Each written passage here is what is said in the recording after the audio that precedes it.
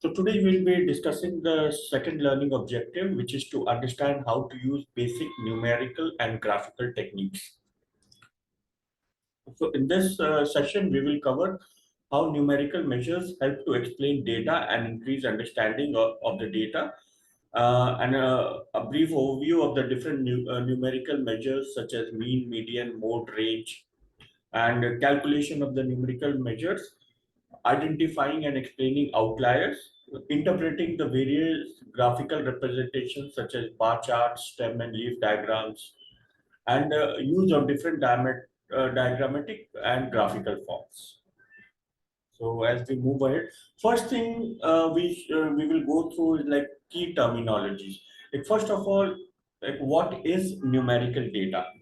So basically, numerical data, it refers to the data that is in the form of numbers and which is not in a descriptive form. So that is the general understanding regarding the numerical data. And it is often referred to as quantitative data. Basically, it can be quantified, it is in numbers. And it is different from any form of number data types due to its ability to statistically and arithmetically calculate it. So you can calculate and then interpret the data in different forms. And then what is numerical analysis? So basically, numerical analysis is a branch of mathematics that focuses on developing algorithms and methods for solving mathematical problems through approximations and computations. So numerical analysis may range from simple calculations to something like calculation of a missile range or calculation of how the space station will behave. So it can be a wide range of analysis. So it plays a crucial role in various fields such as science, engineering, finance, and computer science. And in finance, it is basically used to analyze the trends, the stock patterns. In engineering, it is used for example, in mechanical engineering, it is used for design of different types of machines. In electronics, it is used for testing of integrated circuits. So all of these, the basic form comes from numerical analysis.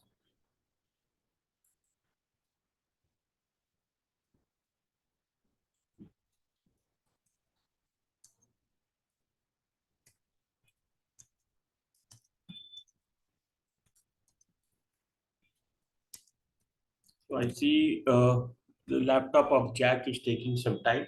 So anyway, this recording will be available, and I have sent him to message that he can join anytime. So let's move ahead. So now we move into the key theoretical foundations. So which can be used to interpret the numerical analysis. The first thing is the approximation theory. So this theory basically states that numerical analysis can it involves approximating complex mathematical functions to equations using simpler computationally tractable functions. So the theory of approximation helps in understanding how well an approximation represents the two solutions. For example, whether 7.87 can be considered as 8 or whether it can be considered as 7. So something that kind of approximation theory. Then interpolation and extrapolation. For example, so this concept, it basically used to estimate values beyond or in between or beyond known data points.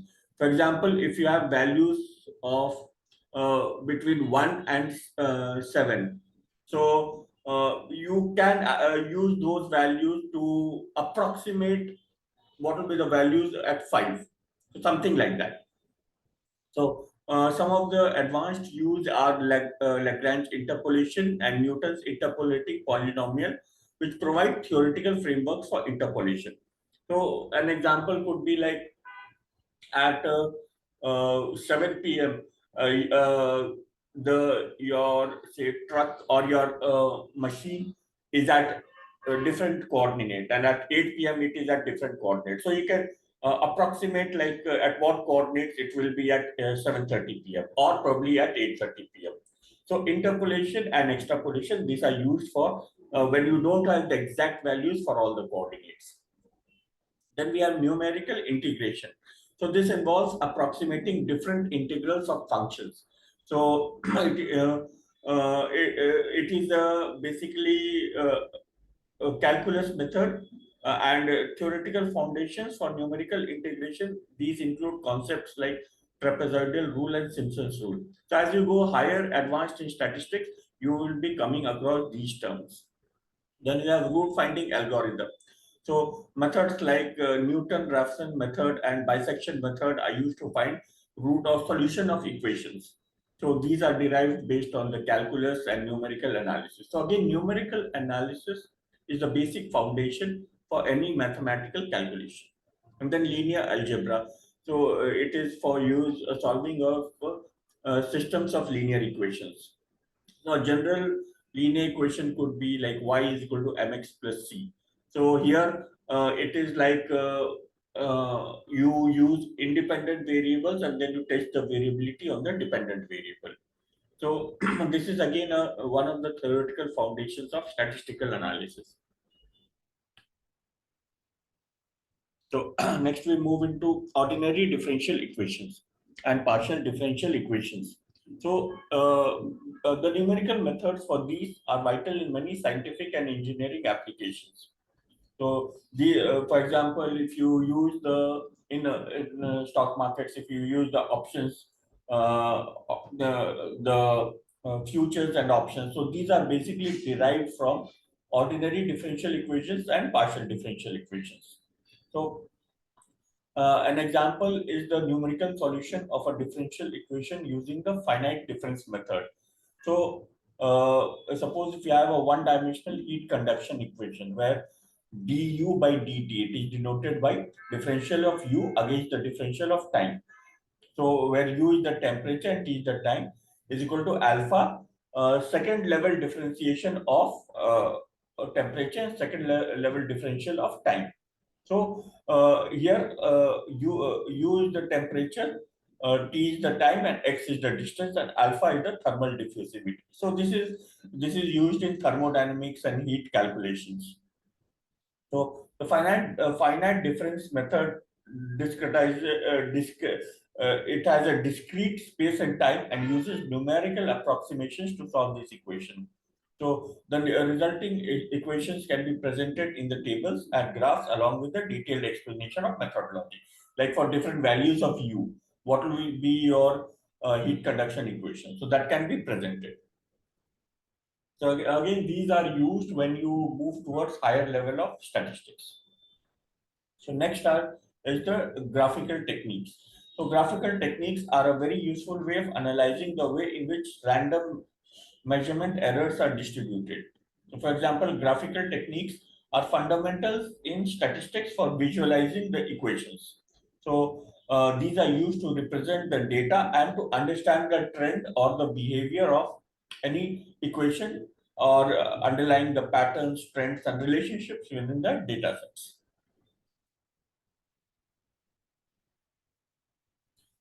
So one prominent aspect of graphical techniques is the creation of graphs and charts, such as histogram. It could be a pie chart, it could be a scattered diagram, it could be a box plot. So there are different ways in which the data can be represented graphically. So these visual representations help in understanding the underlying patterns or trends, identifying the outliers, and detect the patterns that may not be apparent from the raw material or basically from the numbers. So, visualization of the data, it helps in presenting the wholesome picture. Ordinarily, because if you present the data in the numbers form, many people may not be able to interpret. But when you're presenting it in a graphical format, so it provides an interpretation, and then you can provide the explanation of the graphical format. So, theoretical frameworks underpinning graphical techniques often draw from concepts in descriptive statistics and data visualization theory. For example, Edward Tuff's work on data visualization principle provides a theoretical foundation for creating effective and informative graphical representation. So, what this sentence essentially means is that when you present the data graphically, it uh, it makes it clear for a larger audience. For example, if you're working in an organization, it is generally required to present data in a visualization format so that uh, it can be useful for the management to take decisions and to understand the underlying business. They may want to go into numbers, but a graphical visualization is much more preferred. So to provide an example, consider a scatter plot that displays the relationship between two variables, such as correlation between the students' study hours and their exam scores. So that can be visualized through correlation analysis. By plotting this data on a graph, one can visually assess whether there is a positive or negative correlation, and helping to inform decisions and hypotheses in the field of education. So, in summary, graphical techniques are very useful for statisticians, for general audience, as well as for management, and for facilitating data-driven decision making. So, these techniques are supported by theoretical frameworks which guide further effective applications for academic research as well as for practical applications in industry. So now moving on to the different numerical measures which are used in understanding data. So the first one is the mean, which is the most simplest of all. It is simply the average. So the purpose of the mean is to find the central value of the data set. For example, uh, the mean of 3 and 5 is 4, which is 3 plus 5 by 2 divided by 2. So it is 4. So it is a most simplest numerical measure to understand the data. For example, if you have a data set which comprises of 200 items and you want to see what the mean is, so you will get an idea of like what is the data set for. For example, it could be age of the sample, or it could be say the score of the student. So, for example, in educational research, the mean can be used to calculate the average score, giving an overall sense of performance. So, if the pass mark is say 40 and the average score is 47, which means that either the test was very difficult or the students were not prepared for answering the test. So, that could be the interpretation. So, accordingly, decisions can be made. So next is median. So median represents the middle value when data is sorted in ascending order. So it is used to understand the central tendency of skewed data or data with outliers. So its use case could be in higher education, the median income of graduates from a specific program can be used to understand the typical earning potential. So that could be one of the uses of median. That the next numerical measure is the mode. So the mode identifies the most frequently occurring value in the data set.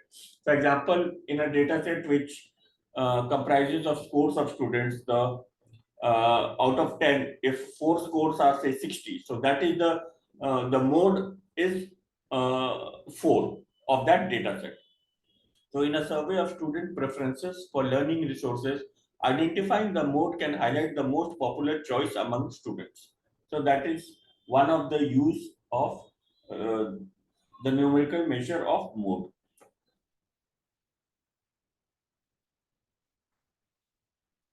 Then range. So range is typically the difference between the minimum and the maximum value of the data set. So it shows the spread or the variability of data by calculating the difference between the maximum and minimum values. For example, if you want to find out the range of the age of the sample, so if the lowest is 18 years and the highest is 45 years, your range is 45 minus 18, which is 27 years. So the range is used in analyzing exam scores, and it can help the educators to understand the extent of score variation within a class.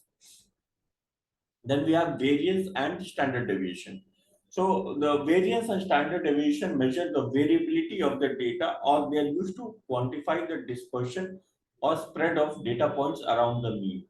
A higher standard deviation indicates greater variability. So standard deviation is a measure which is generally used for, say, for example, in finance, for calculating the returns of the portfolio, or for testing the sample in healthcare, for testing the efficacy of any drugs which are administered to the sample patients. So that can be the use of variance also, although there are a lot more uses of variance. So these measures can be used to assess the consistency of student performance in a class. For example, if you are using in the context of the scores of the student, a lower standard deviation suggests more consistent performance. So that is the general interpretation of standard deviation. So percentiles, it divides the data set into equal parts, indicating the value below which the given percentage of data falls. So the 20th, 25th, 50th, median, and 75th percentiles are commonly used when interpreting a data set. So in use case, percentiles can help in educators, can help the educators in understanding how students' scores compare to the peers nationally or regionally.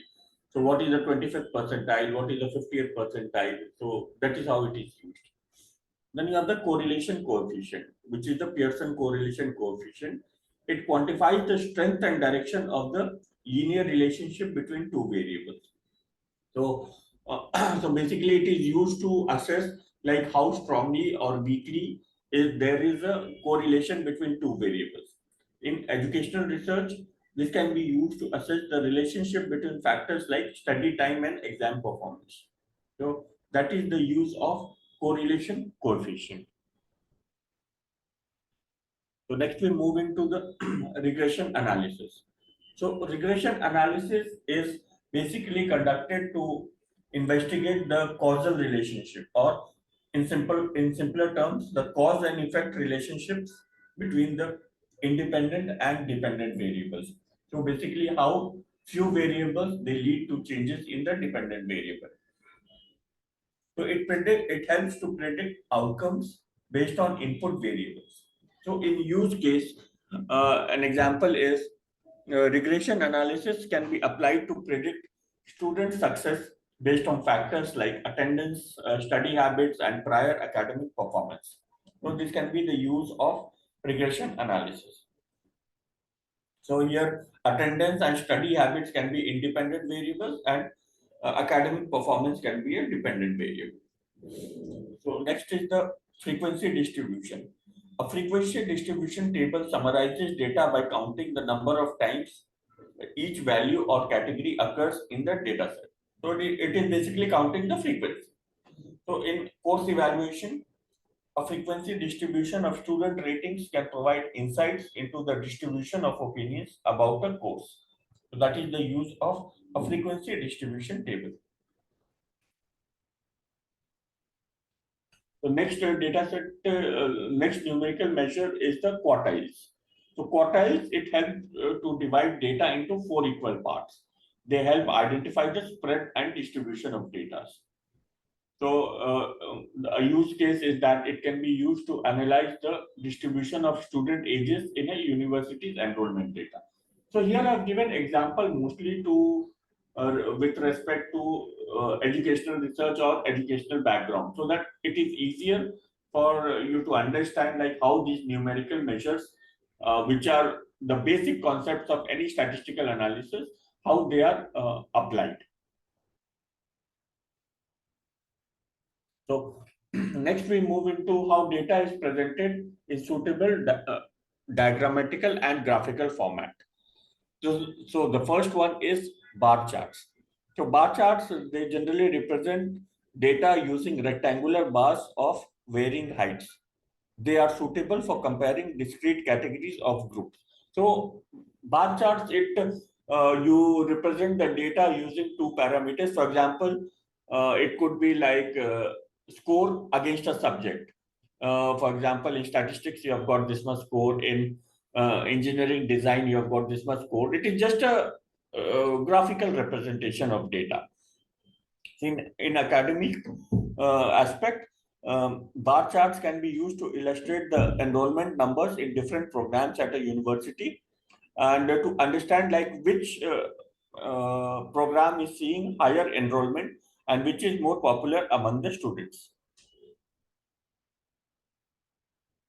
Then you have line graphs. So line graphs, they depict data points collected by a line. So they are generally used to show trends and patterns over a period of time, and they are also used to forecast the numerical parameter. So a line graph can display the annual growth of research publications from a university over a past decade, and with years on the x-axis, which is the bottom axis, and the basically horizontal, and number of publications on the y-axis, which is the vertical axis. So then we have the pie chart, so which is the circular thing. So it represents parts of a whole showing the proportion of each category. So the basic idea of pie chart is to show the proportion. For example, 20%, 30%, 40%, and the entire of these should sum to 100%. So an example is to visualize the distribution of universities' budget across different departments. A pie chart can be created with each department's budget as a slice of pie. Then we have scatter plots. So scatter plots generally display individual data points on a two-dimensional graph, making them suitable for showing relationships or correlations between the two variables. So an example could be like to explore the relationship between students' study hours and their exam scores to determine if there is a correlation. So scatter plot could be a best measure, a best graphical measure to uh, analyze if such relationship exists. Then we have histograms. So histograms divide the group data into intervals and represent the frequency of data points. So it is an extension of frequency diagrams. They are used to visualize the distribution of continuous data. For example, to analyze the distribution of student ages in a class, a histogram with age intervals on the x-axis and number of students within each interval on the y-axis can be created.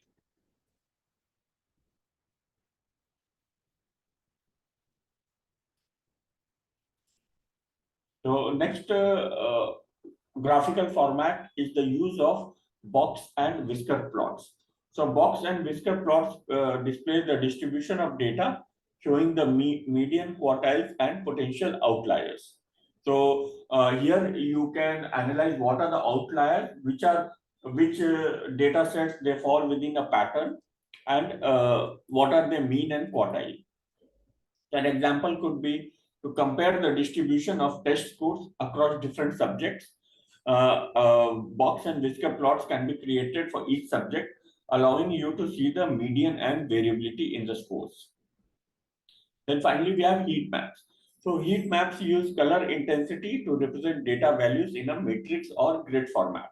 So they are often used for visualizing patterns or relationships in large data sets.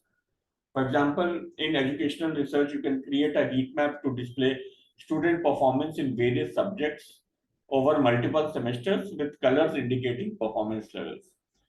Another example, real-time example could be the heat map of the index, for example, FTSE 100 index, on which stocks are performing, which stocks are in positive. So they can be color coded heat map of green, whereas the stocks which are in red can be, which are in loss can be color coded as red to just to see the graphical distribution of the heat map. Then we have the radar charts, which is also known as the spider chart. So it is an advanced demonstration of graphical format. So they are used for comparing multiple variables across different categories. So a radar chart can show the assessment scores of different skills. For example, writing, speaking, listening for language courses, allowing for a comprehensive comparison. Then we have the Gantt chart. So Gantt chart is generally used for the representation of the progress or to visualize the project schedules and timelines. So they show tasks or activities along a time axis. In educational project management, a Gantt chart can depict the timeline for the development and launch of a new online course, showing when each task will be completed.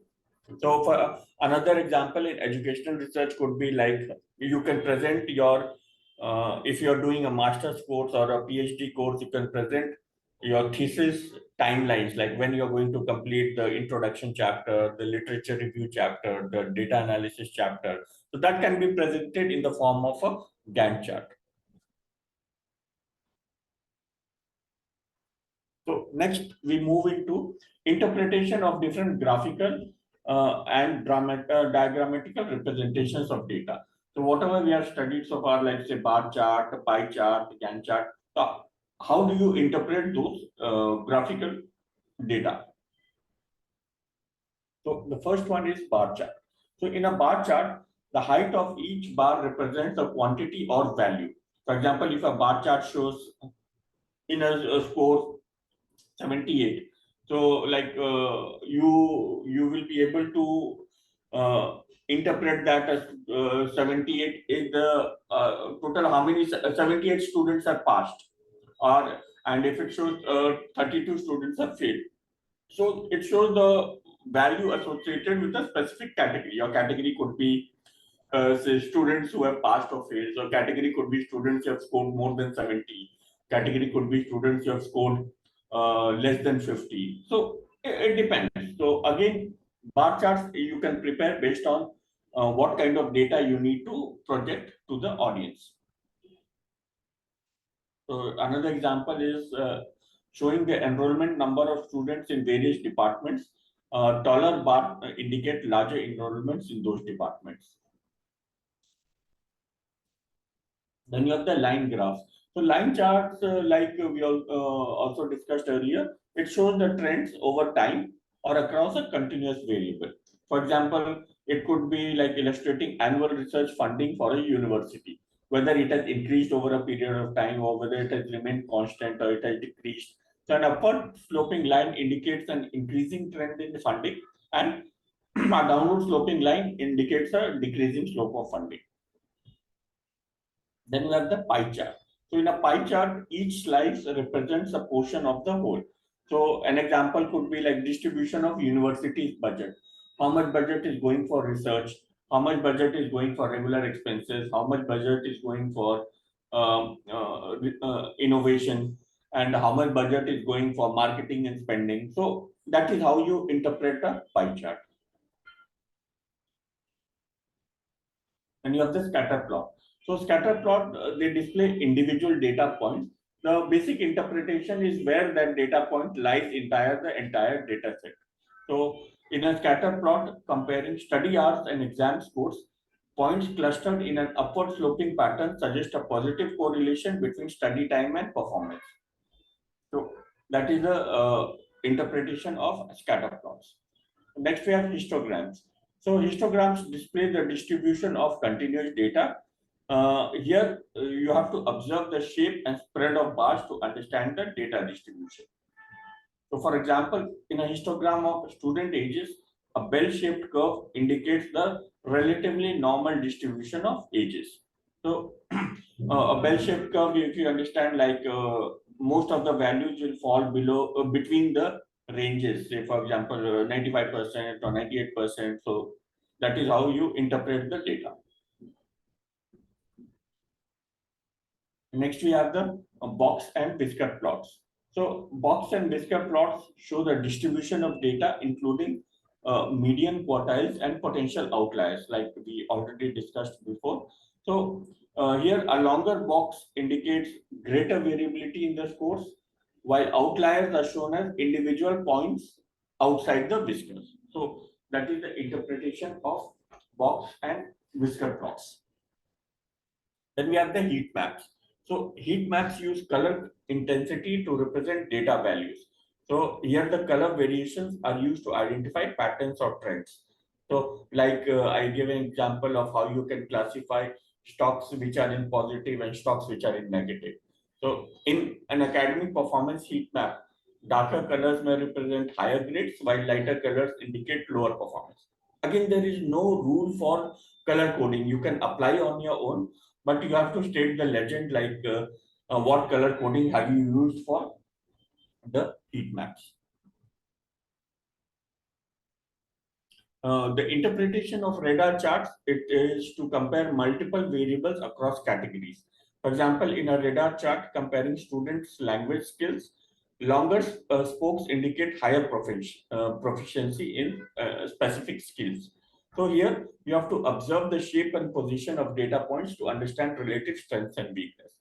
So radar charts are an advanced form of graphical representation, but it is important that you go through some examples to understand each of these uh, charts and diagrammatical representations of data. And Gantt chart, like I already gave you an example, you can use a Gantt chart to show the progress or the schedule and timelines of your project, where overlapping bars may indicate concurrent tasks, while completed tasks are shown as bars that have reached the end. So basically, by using the Gantt chart, you get the visualization of how long you're going to take for completing the project. So next we move into justification of appropriate graphical representation techniques with academic sources. So here I have listed out few of the published examples. For example, in bar charts are suitable for comparing discrete categories of groups. So this is from the study by Smith 2019, where bar charts were used to compare the market share of different smartphone brands in UK over a year. So this is the reference journal analyzing smartphone market trends in UK, Journal of Market Research. So this journal you can go through to understand the applicability of bar charts for comparing discrete categories or groups. Then line charts. So line charts are ideal for showing trends or changes over the time or continuous variable. So here the published example is a climate change report by Intergovernmental Panel on Climate Change, where line graphs are used to illustrate the increase in global average temperature over decades. So IPCC is a well-recognized body. So they have used and they have suggested line graphs to illustrate the increase in global average temperature over decades. So this can be again gone through in detail to understand the applicability of line graphs. Next, we have pie charts. So, justification is that pie charts are effective in displaying parts of a whole. So, a published example is uh, a nutritional study by Johnson in 2020, where a pie chart is used to represent the composition of daily calorie intake from different food groups. So that so pie charts are generally accepted to uh, displaying parts of a whole or to the different categories which totally sum up to say 100%. So that way you can use pie charts. So next is scatter plots. So scatter plots are valuable for exploring a relationship between two continuous variables. So this is demonstrated by a research paper by Brown and Williams, where scatter plots are used to analyze the correlation between GDP per capita and life expectancy across different countries. So this is a good use of scatter plots. And then histograms. So histograms are useful for displaying the distribution of continuous data. So here, an example is the medical study by Johnson 2021, where histograms were used to visualize the distribution of blood pressure readings in a patient population. So again, you have to define the categories or the groups that you want to present in a histogram. So that way you can do it. The next one is box and whisker plots. So here what you can do is it helps you to understand data distribution, including quartiles and potential outliers. So a published example is your Smith and Brown 2019, where box and whisker plots were used to represent the distribution of stock prices for a specific company. Then heat maps. So heat maps use color intensity to convey patterns or relationships in large data sets. So in a study by Johnson 2020, a heat map was used to visualize gene expression patterns across different cell types. So why different examples across different fields are being given, just to get an idea of where the graphical formats are used and how they are used. So it is always good to know that the graphical formats are used across different studies for an easy representation. So whichever field you choose, you need to have a good grasp of graphical representation so that you can present the data to the larger audience and to make them understand. So that is all for today. If you have any questions, you can let me know.